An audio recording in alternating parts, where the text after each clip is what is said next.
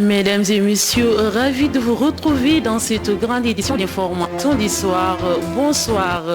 Covid-19, le Sénégal a enregistré 44 nouvelles contaminations, 18 cas issus de la transmission communautaire, un cas importé à l'AIBD, 45 patients hospitalisés ont été déclarés guéris. Suivons le point avec le directeur de la prévention du ministère de la Santé, El Hadji Mamadou Ndiaye.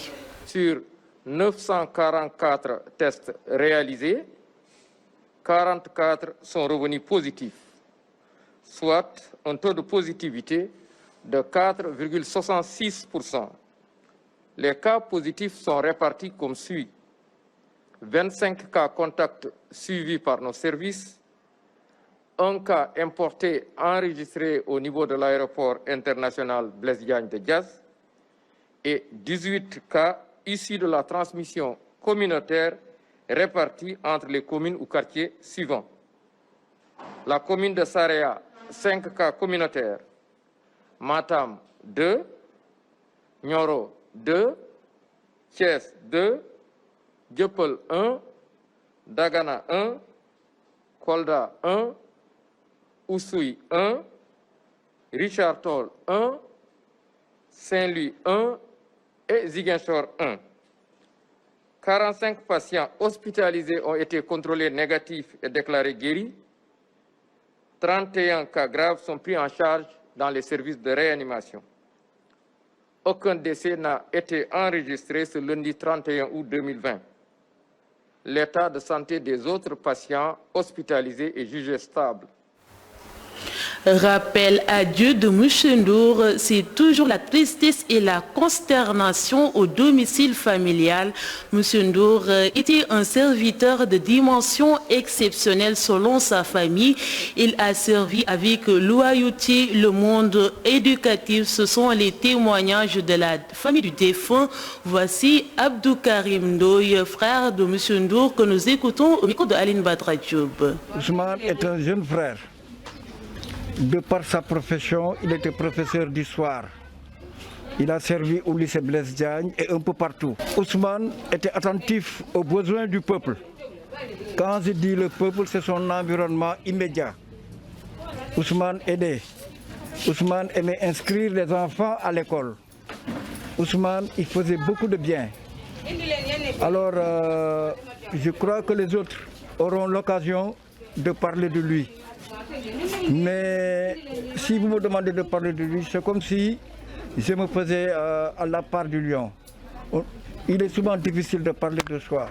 Mais tout ce qu'Ousmane a fait, je ne peux pas du tout les énumérer ici. En tout cas, je sais que c'est un très bon garçon et je demande à Dieu. La disparition de M. Ndour est une grosse perte pour tout le département de Rufisque. Il était un homme multidimensionnel d'une générosité incommensurable. Grâce à lui, certains jeunes sont devenus des gardes. Témoignage de Modou Sall Diop, responsable politique à Bambilor. Il est au micro de Youssef Al-Sambo. Aujourd'hui, c'est une grosse perte pour toute la communauté.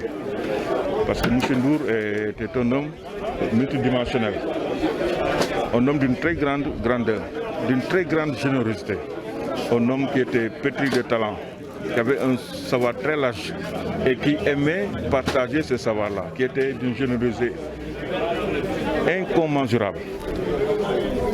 À titre d'exemple, il nous avait ouvert sa maison comme permanence.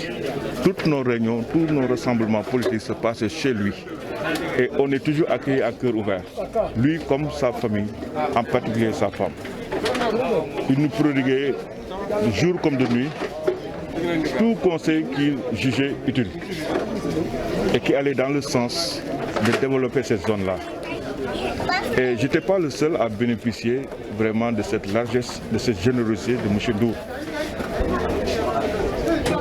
Il avait toujours encadré, couvé et aidé les bonnes dames de ces zones-là. On ne peut pas vous dire combien de regroupements de femmes il a mis sur pied, combien de financements il a démarché pour ces femmes-là. Et je ne parle pas de la récupération qu'il faisait des gens qui étaient en perdition scolaire. Mouchendour était l'ancien principal de Saint-Galkam. Il était plus un acteur éducatif, mais un modérateur, un enseignant moderne. Il a contribué à la formation de certains cadres de ce pays, à l'image de Ousmane Sonko, président du PASTEF. Le saltigué Ibrahima Faye se souvient encore de l'homme. Il est au micro de Janvier Mendy. Mouchendour, c'est un grand serviteur. Je dis, au départ, c'est un grand serviteur.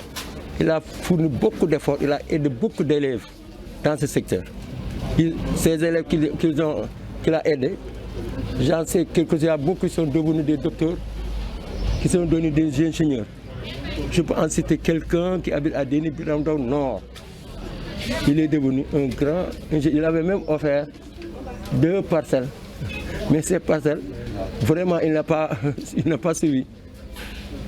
Il m'avait donné les délibérations, mais on n'arrive plus à trouver ces parcelles.